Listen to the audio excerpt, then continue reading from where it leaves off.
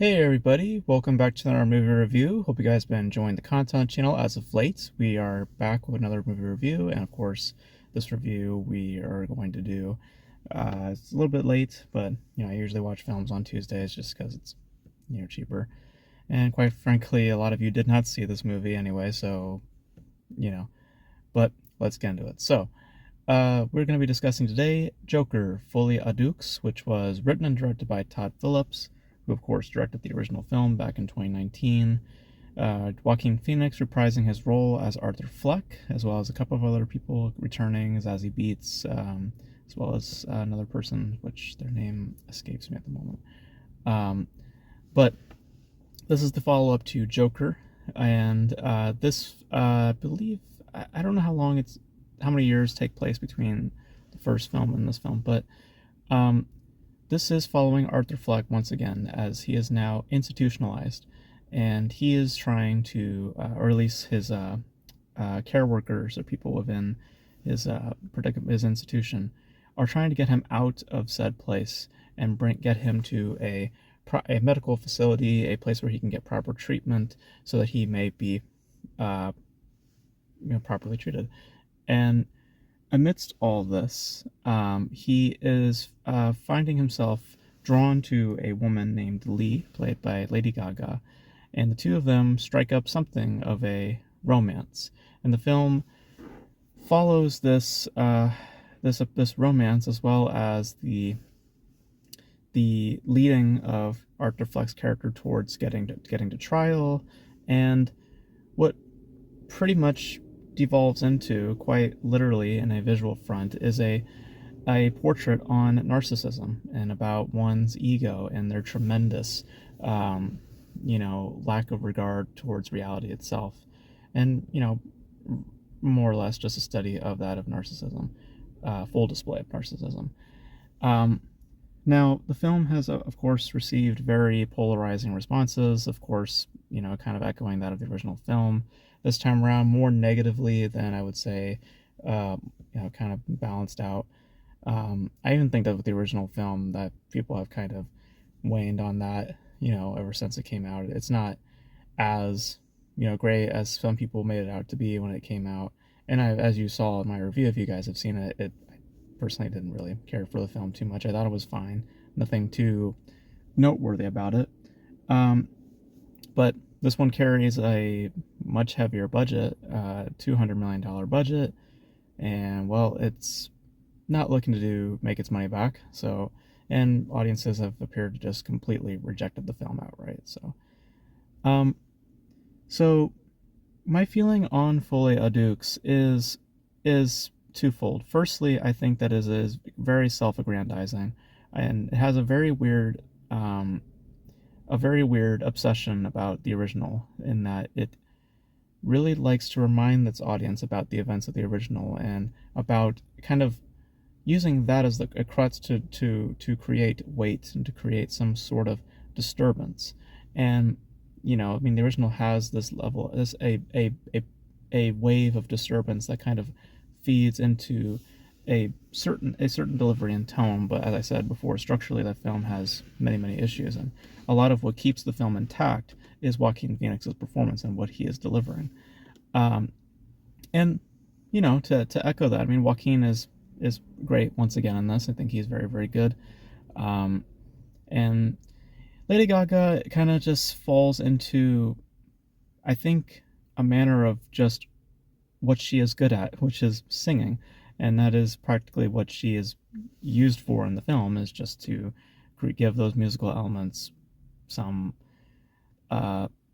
flair, or some just more to it that isn't Joaquin's so singing. So but yeah, it's very self-aggrandizing, very full of itself, and I acknowledge fully that is the point of that mentality.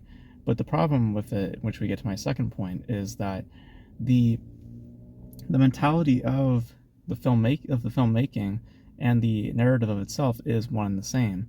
And that is a huge problem when we're discussing narcissism, because what you get in the film is not a study of narcissism, but a film that pretty much so is narcissistic. And it wants to elicit sympathy for this character. It wants us to feel that there's, a side of Arthur Fleck that we can relate to, or there's a side of Arthur Fleck that we can find ourselves, you know, uh, comforted by, or find us a place in us, to bind and symbiotically, make that connection there.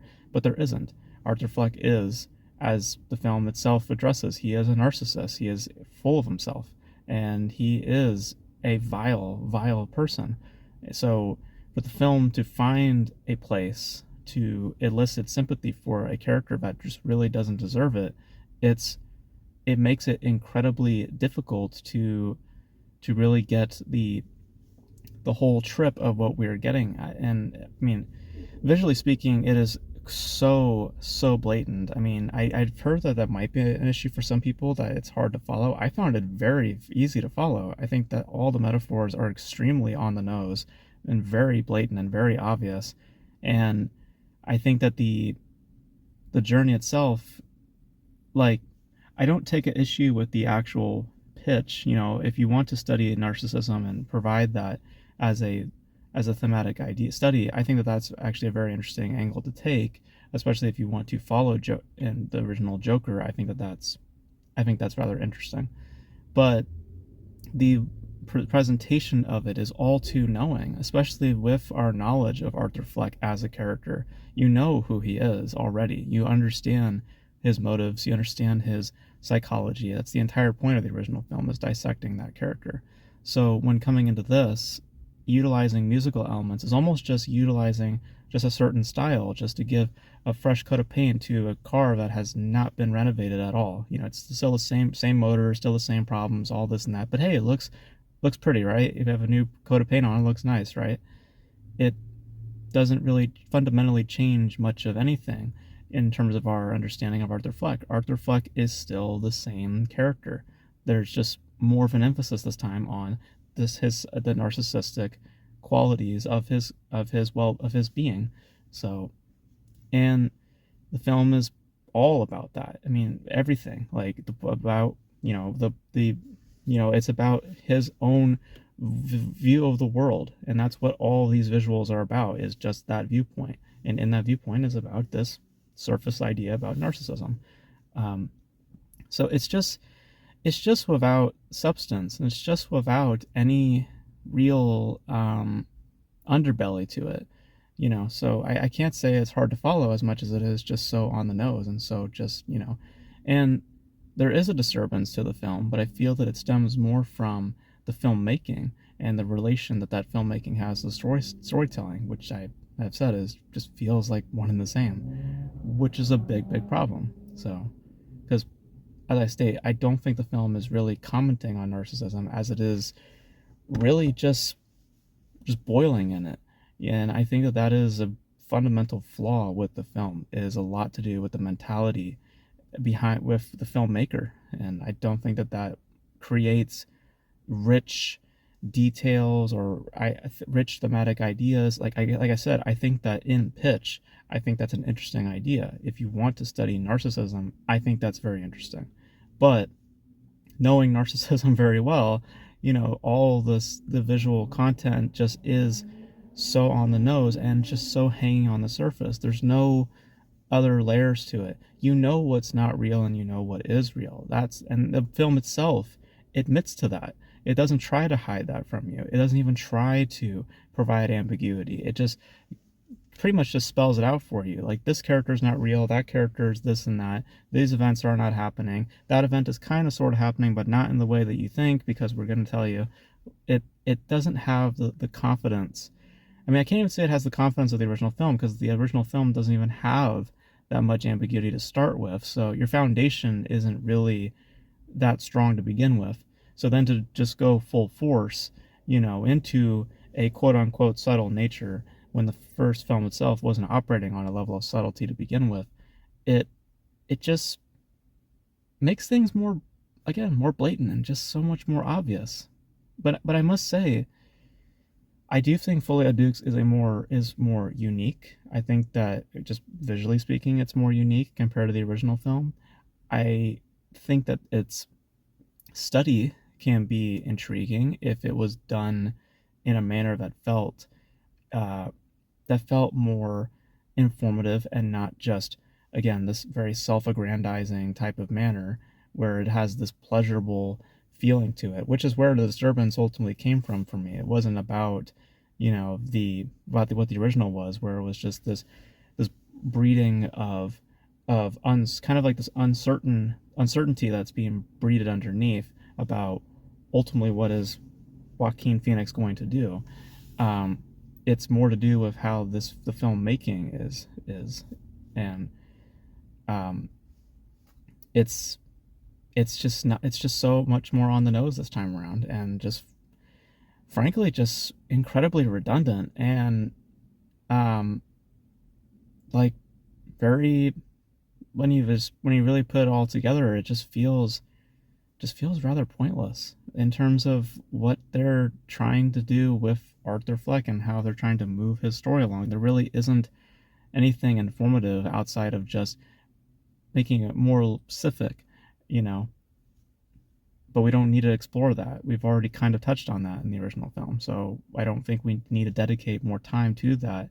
And if we are, I mean, make it so where you're making it, you know, informative and not just bathing in that mentality, because it doesn't make it enjoyable. It just makes it kind of gross and kind of uncomfortable, but not uncomfortable in the spirit of what the original film was trying to do. In that it is uncomfortable in the fact that I do not like the spirit of the film. I do not like the spirit of what Folie Dukes is ultimately at its core, which is that of a narcissistic quality.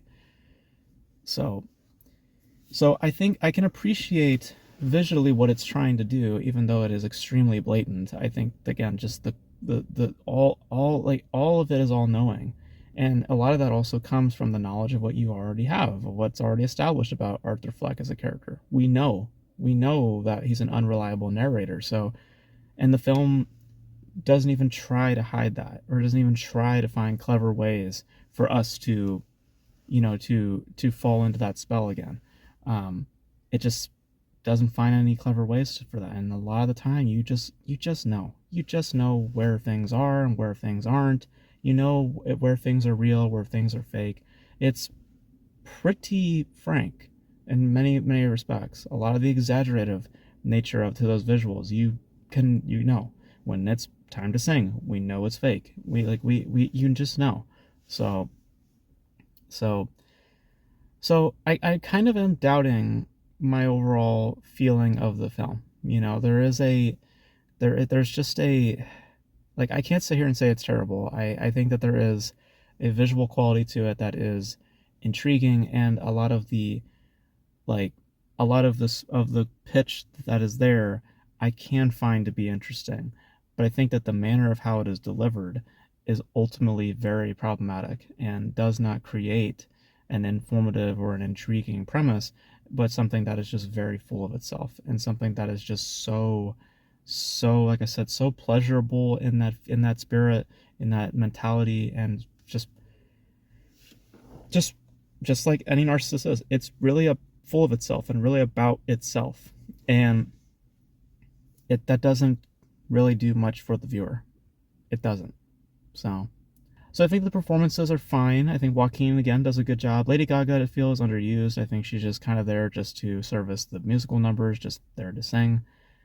Um, I think visually there's some interesting stuff there, um, in terms of just the what could have been, but what is a film that is narcissistic.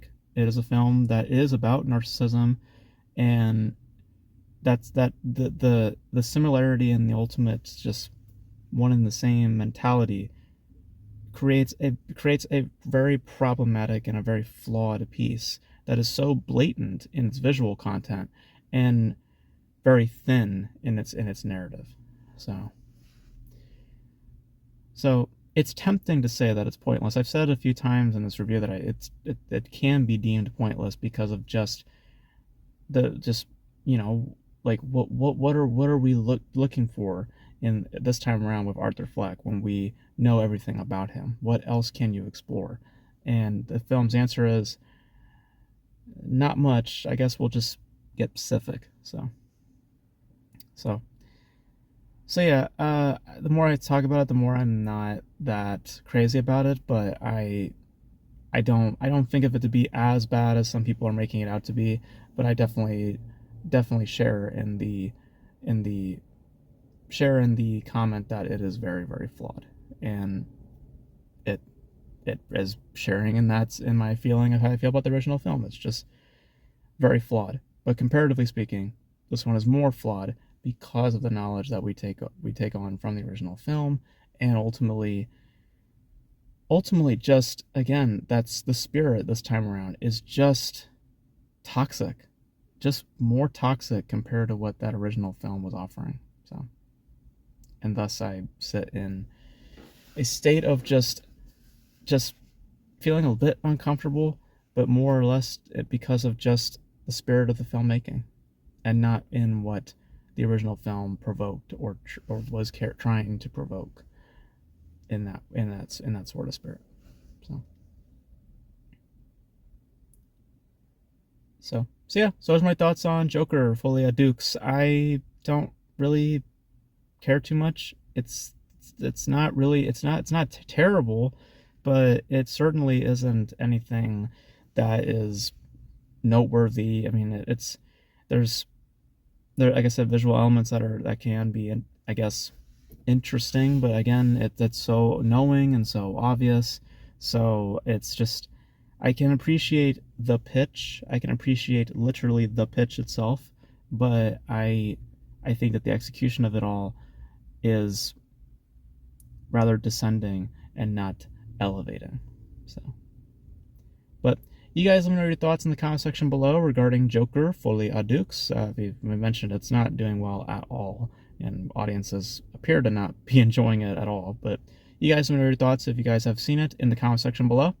And oh my gosh, and that's gonna be it for this video, guys. Thank you guys for tuning in, and until then, I will catch you guys in the next video. Bye.